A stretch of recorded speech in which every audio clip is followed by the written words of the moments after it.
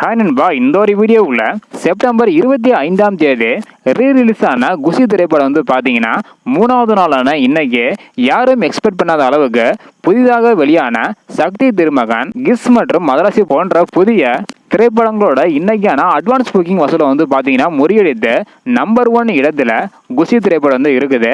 அதாவது குஷி திரைப்படம் 3வது நாளில் அட்வான்ஸ் புக்கிங் மூலம் தமிழகத்தில் இந்த நேரம் முடிவுபடி எவ்வளோ ஷோ போகிறது உறுதியாக இருக்குது, எவ்வளோ டிக்கெட் விற்பனையாக இருக்குது, அதன் மூலம் எவ்வளோ கலெக்ஷன் இருக்குது அப்படின்றதான் டீட்டெயில் பார்க்க போகிறோம். அதுக்கு முன்னாடி குஷி திரைப்படம் 2 நாள் முடிவில் இதுவரையும் ஒட்டுமொத்தமாக எவ்வளோ கலெக்ஷன் இருக்குது அப்படின்றக்கான வீடியோ நம்ம சேனலில் போட்டுக்கிறோம். பார்க்கல அப்படின்னா மறக்காம செக் பண்ணி பாருங்க. இப்போ பார்த்தீங்கன்னா 3வது நாளில் தமிழகத்தில் அட்வான்ஸ் புக்கிங் மூலம் எவ்வளோ கலெக்ஷன் இருக்குது அப்படின்றத டீட்டெயில் பார்த்துடலாம்.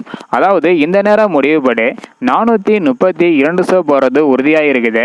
35,720 டிக்கெட் விற்பனையாக இருக்குது.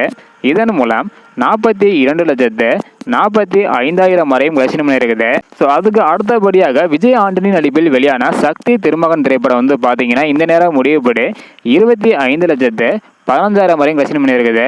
அடுத்ததாக கவி நடிப்பில் வெளியான கிஸ் திரைப்படம் இருக்குது. இந்த ஒரு திரைப்படம் இந்த நேரம் முடிவுபடி 11,82,000 வரையும் கலெக்ஷன் இருக்குது.